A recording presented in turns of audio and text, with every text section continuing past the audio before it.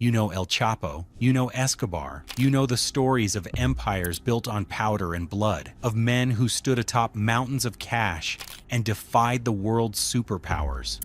But what if I told you that the most dangerous criminal of the last decade didn't come from the Sierra Madre of Sinaloa or the comunas of Medellin? Meet Fito, the man who didn't just run a cartel, he turned an entire country into his prison cell. Today we dive into the collapse of Ecuador. This is the story of José Adolfo Macías Villamar, alias Fito, the sovereign of the cell block. It is a story of how a peaceful island in a violent continent became the world's deadliest highway, and how one man, armed with a law degree and a terrifying genius for logistics, brought a state to its knees. It ends not in the jungle, but in a federal courtroom in Brooklyn. To understand the monster, you have to understand the laboratory that created him.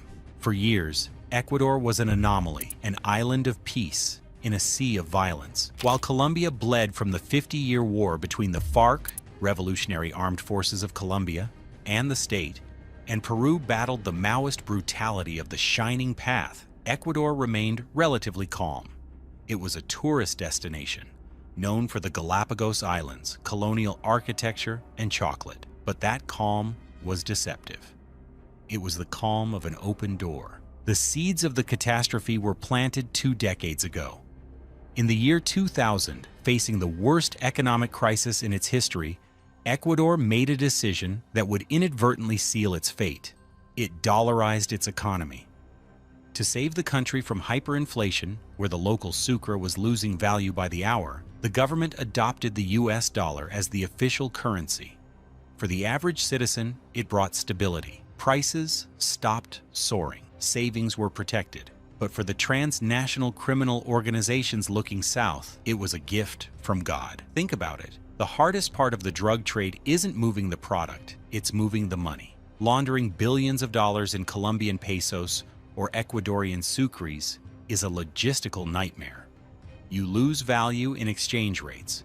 You trigger red flags with massive conversions. But in Ecuador, you could walk into a bank, buy a piece of prime real estate on the coast, or invest in a football team using the very same greenbacks you earned on the streets of New York, Miami, or Los Angeles. There was no exchange rate friction, no immediate suspicion. Ecuador became the laundromat of the Andes. But money needs a route, and geography is destiny. Ecuador sits sandwiched between the world's 2 largest cocaine producers, Colombia to the north and Peru to the south. It has a porous northern border covered in dense jungle and a long Pacific coastline dotted with major ports like Guayaquil, Manta, and Esmeraldas. It was the perfect transit point. Then came the catalyst. In 2016, the Colombian government signed the peace accords with the FARC, the great guerrilla army that had monopolized the drug trade along the southern border demobilized. They put down their guns and walked out of the jungle. Nature abhors a vacuum, and so does the narco economy. When the FARC left, they didn't hand the keys to the Colombian government. They left the door wide open. The centralized control of the cocaine routes fractured.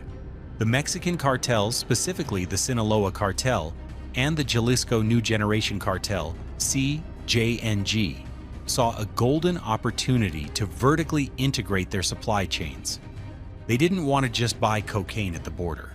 They wanted to control the route from the lab to the shipping container. They moved south. But Mexican cartels learned long ago that bringing their own armies to foreign soil is messy and attracts too much heat. Instead, they looked for local partners. They looked for local franchises to handle the logistics, the security, and the dirty work. The Sinaloa Cartel found Los Choneros. José Adolfo Macías Villamar was born in 1979 in Manta, the economic heartbeat of the province of Manabí. Manta is a city of salt and diesel, home to one of the largest tuna fishing fleets in the world. It is a hard city, a working city, where the horizon is always full of ships that travel north, far into the Pacific, towards the United States. Fito's origins are shrouded in the kind of mythology that social bandits love to cultivate to build a base of support. The stories say he was a simple man, a bricklayer who knew the value of sweat. They say he was a taxi driver. In the underworld, the taxista is a sacred figure. They are the eyes and ears of the city.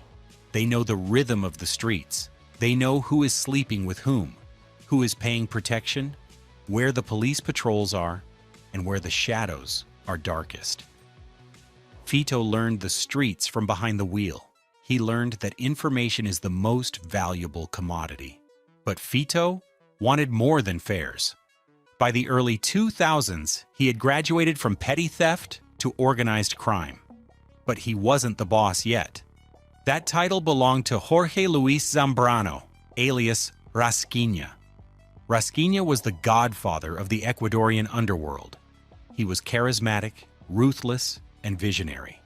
He saw beyond the local gangs.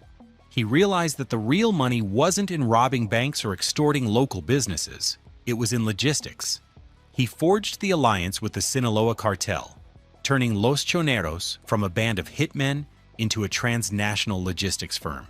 They secured the routes, protected the shipments, and ensured the cocaine from Colombia reached the ports of Manta and Guayaquil. Fito was his right hand. He was the CFO, the strategist, the man who kept the books and the peace. In 2011, the law finally caught up with them. A massive police operation netted the leadership of Los Choneros. Fito was arrested and sentenced to 34 years in prison for organized crime, drug trafficking, and murder. For most criminals, a 34-year sentence is a burial. You go in, the world moves on, and you are forgotten. Your territory is carved up by younger, hungrier wolves. But Fito was different. He didn't just survive prison, he evolved.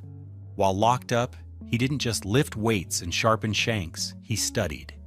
He read the penal code. He filed writs. He eventually graduated as a lawyer, earning a degree from behind bars. This wasn't just for show, it was a tactical evolution. Fito understood that in the modern world, you don't just fight with bullets. You fight with habeas corpus. You fight with medical transfers. You weaponize the bureaucracy against the state. He learned the loopholes, the weak points in the judicial armor, and how to exploit the corruption that rotted the system from the inside. He was preparing for the throne, and the throne became vacant sooner than anyone expected. On December 28, 2020, the precarious balance of power in the Ecuadorian underworld shattered. Rasquiña, having been released early in a highly controversial legal decision, a testament to the gang's influence over the judiciary, was walking through a shopping mall in Manta. He was the most powerful man in the country's underworld, seemingly untouchable. He was drinking coffee, relaxed, but a gunman walked up and put a bullet in him. The assassination of Rasquiña was the Archduke Franz Ferdinand moment for Ecuador. The central authority of Los Choneros collapsed instantly. The organization had been a federation of different gangs: Los Choneros, Los Lobos, Los Tiguerones, the Chone Killers, held together by Rasquiña's personal power and diplomatic skill. With him gone, the federation dissolved. The wolves turned on each other. Fito stepped up to claim leadership. He was the natural successor, the Sinaloa-backed heir. He controlled the original Choneros faction, but not everyone kneeled. The sub-factions, sensing weakness and opportunity, rebelled. Los Lobos, the wolves, and Los Tiguerones, the tigers, broke away. They found their own sponsor, the rival Jalisco New Generation Cartel, CJNG. The Mexican War between Sinaloa and CJNG was effectively exported to the streets and prisons of Ecuador. The war that followed was not fought in the jungles. It was fought in the penitentiaries. The prison system became the battlefield. Between 2021 and 2023, Ecuador witnessed scenes of medieval brutality that shocked the world. Over 460 inmates were slaughtered in a series of prison massacres. These were not riots in the traditional sense. These were extermination campaigns. Inmates used drones equipped with explosives to blow up walls and guard towers. They used automatic rifles, AR-15s and AK-47s, smuggled in by corrupt guards or thrown over the walls. They didn't just kill their rivals, they obliterated them. They decapitated enemies and played football with their heads. They burned bodies in the courtyards. The state stood by, paralyzed.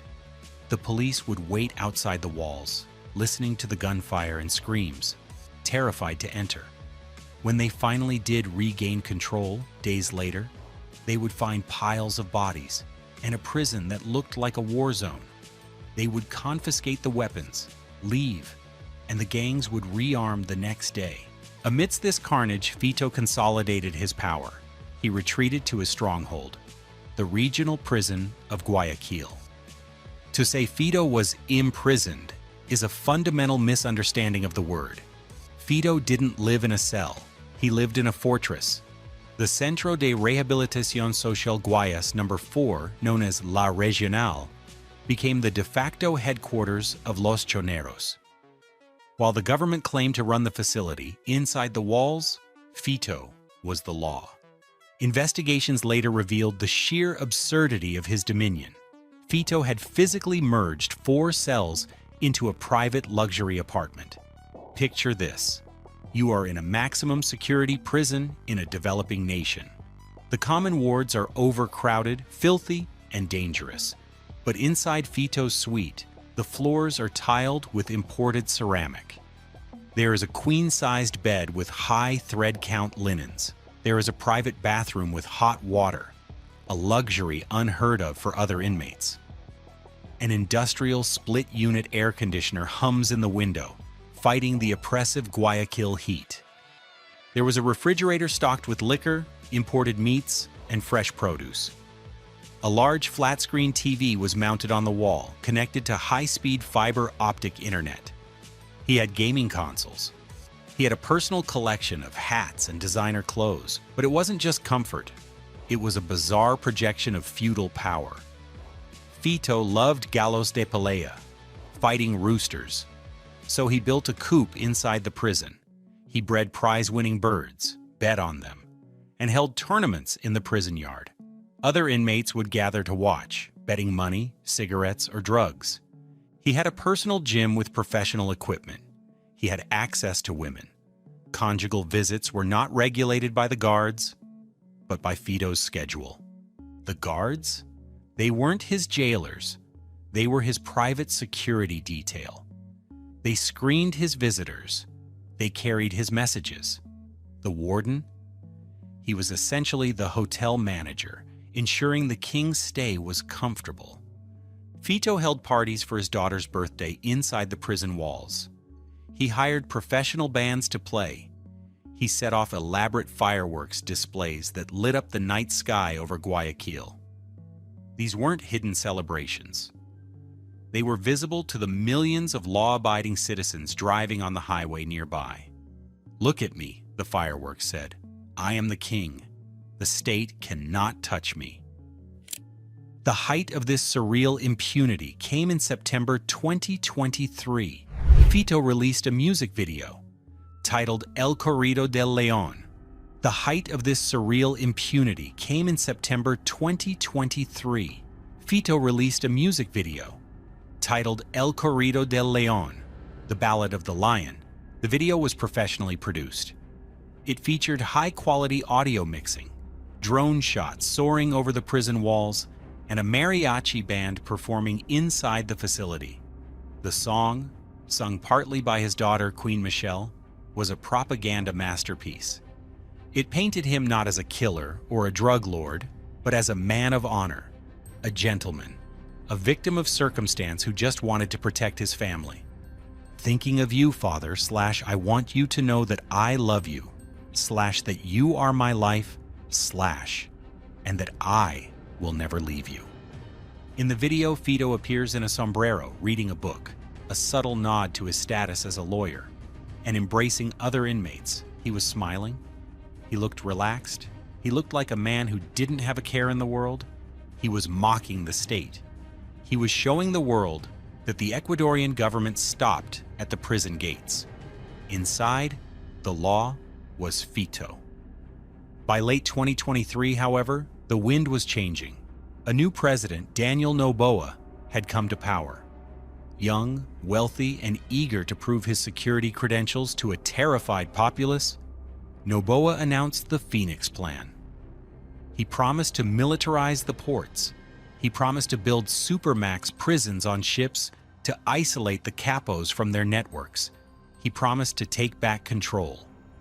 Fito, with his vast network of spies, which infiltrated the police, the prison service, and even the executive branch, likely heard the footsteps before anyone else. He received intelligence that the government was planning a massive transfer. They were going to move him to La Roca, a true maximum security facility where his privileges would be stripped, his communication cut, and his power neutered. Fito does not do maximum security. Fito does not do isolation. On Sunday, January 7th, 2024, a massive joint task force of military and police gathered to raid La Regional. Their objective? Extract the king and move him to La Roca. They breached the perimeter. They marched through the pavilions, weapons drawn. They arrived at the luxury suite. The door was open. The lights were on. The bed was made. The lion was gone. He hadn't tunneled out like El Chapo. There was no hole in the shower floor leading to a mile-long tunnel with a motorcycle on rails. There was no laundry cart. The most guarded man in the country had simply walked out the front door, likely days before, vanishing into the warm coastal air. The humiliation for the government was absolute, but Fito wasn't done. His escape was a signal.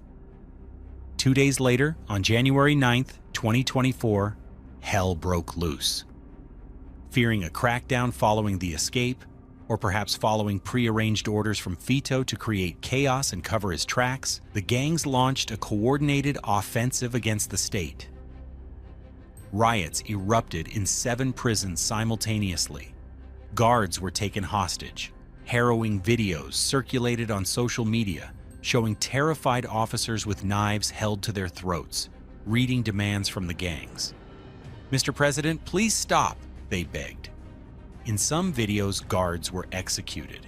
Car bombs detonated in the capital, Quito, and the coastal city of Esmeraldas. Police officers were ambushed and executed in the streets. And then, the image that went around the world. It was the middle of the afternoon. TC Television, one of the country's major networks, was broadcasting live news in Guayaquil. Suddenly, the sound of shouting. The camera swung around to reveal masked men bursting into the studio. They were armed with pump-action shotguns, grenades, and sticks of dynamite. For 15 agonizing minutes, the nation watched a live hostage situation. The gunmen forced the anchors and cameramen to lie on the floor. They shoved shotguns into their necks. They waved dynamite sticks at the lens. "Don't shoot," the presenters begged. One gunman stuffed an explosive into the pocket of a presenter's suit. It was an act of pure terrorism designed to break the psychological will of the country. It was a message. We can get to you anywhere. Your screens, your homes, your streets are ours. But it backfired. President Noboa did not negotiate. He declared war. That night, he signed Executive Decree 111. It was a legal nuclear option. It declared the existence of an internal armed conflict. It designated 22 gangs, including Los Choneros, Los Lobos, and the Tiguerones, as terrorist organizations. This changed the rules of engagement. The military was no longer just supporting the police. They were now the primary actors. They were authorized to neutralize the enemy under the laws of war. Tanks rolled into the historical centers. Soldiers patrolled the beaches. Ecuador, the island of peace, was officially at war with itself. For the next 17 months, the question on everyone's lips was, where is Fito? The manhunt was massive.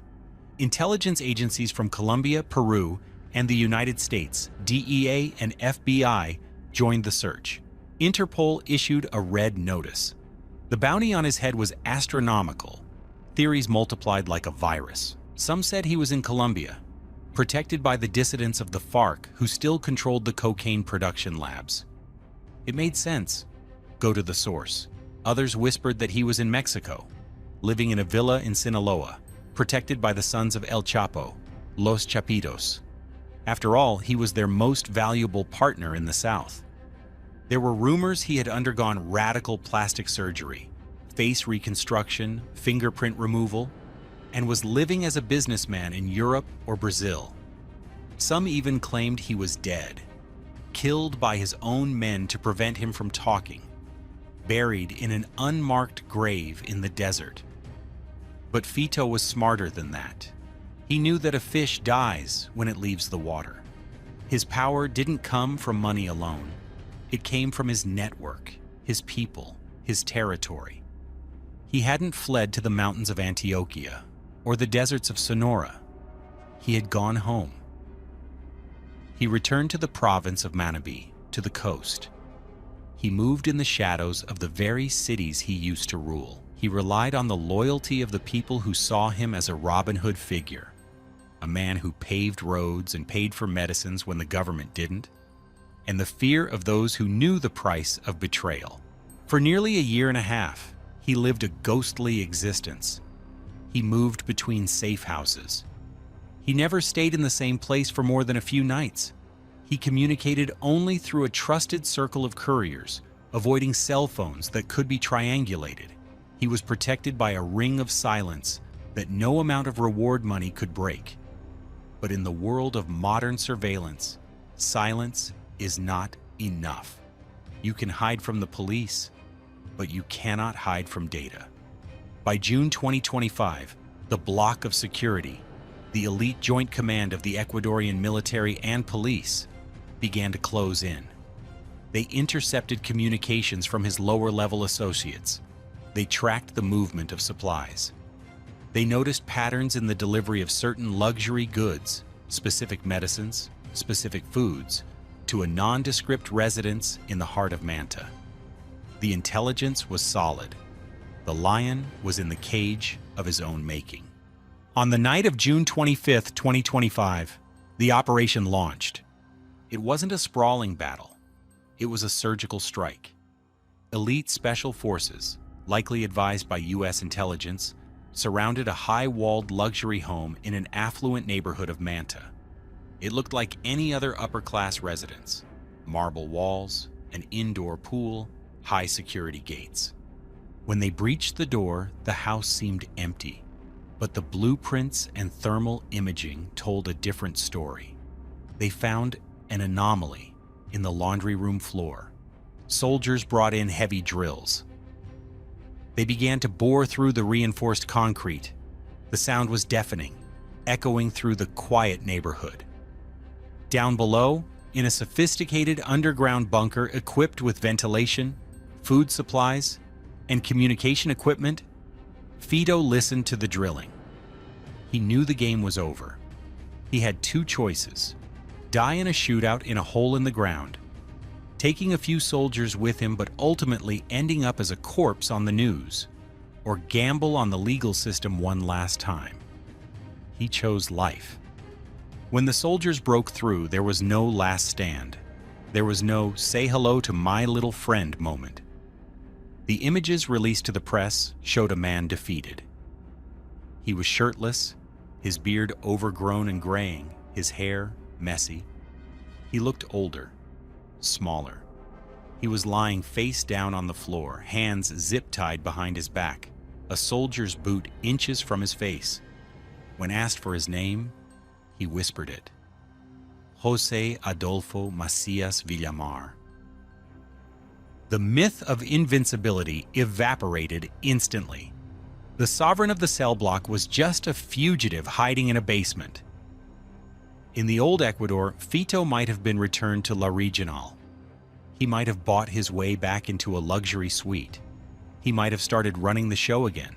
bribing judges and threatening witnesses until he was back on top. But the country he surrendered to was not the same country he had escaped from. The internal armed conflict had hardened the state.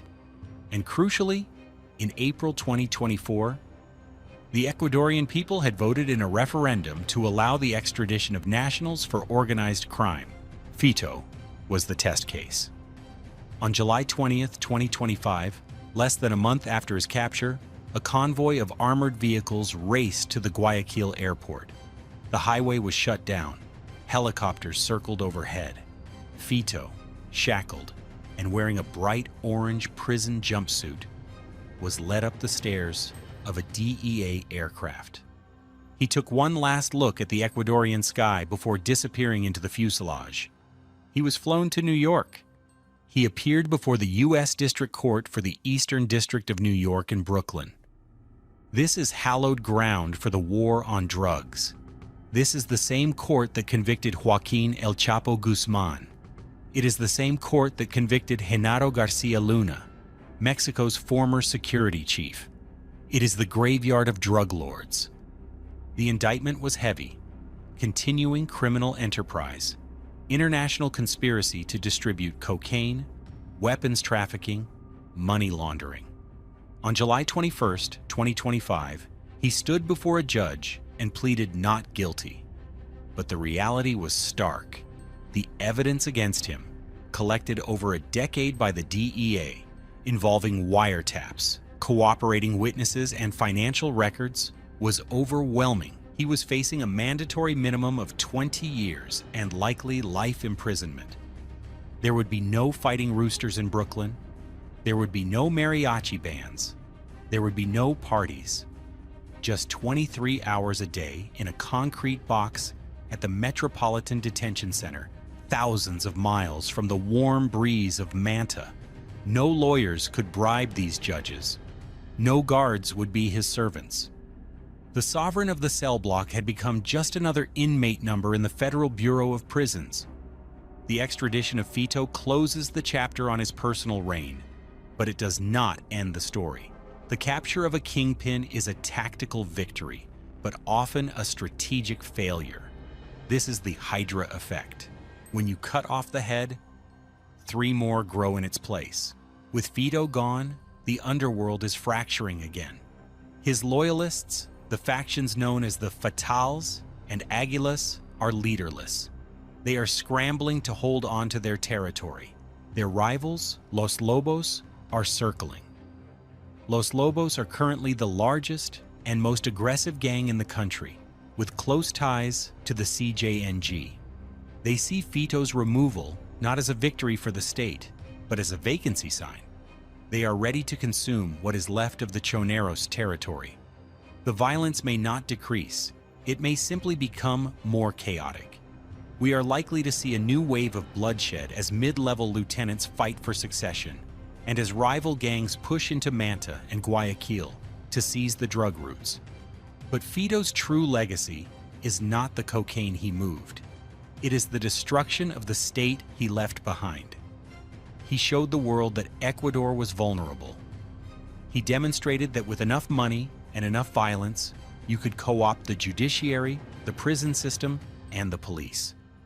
He turned a peaceful nation into a war zone where vacunas, extortion payments, are a tax on existence for every shopkeeper and bus driver. He created a culture where children in the barrios aspire to be hitmen rather than doctors, because they see the hitmen with the motorbikes, the money, and the power. Fito was the architect of the new narco state. He proved that you don't need to live in the jungle to be a warlord. You can do it from a cell, wearing a suit, with a law degree in one hand and a smartphone in the other. The lion has been caged, but the wolves are still at the door, and the door is still open. This is the reality of power in the 21st century. It's not about who sits in the presidential palace. It's about who controls the logistics. It's about who controls the ports. And for a terrifying moment in history, that man was Fito. Subscribe to our channel. We don't just tell you who did it. We we tell you how the world really works. Because what you don't see is what controls you. See you tomorrow.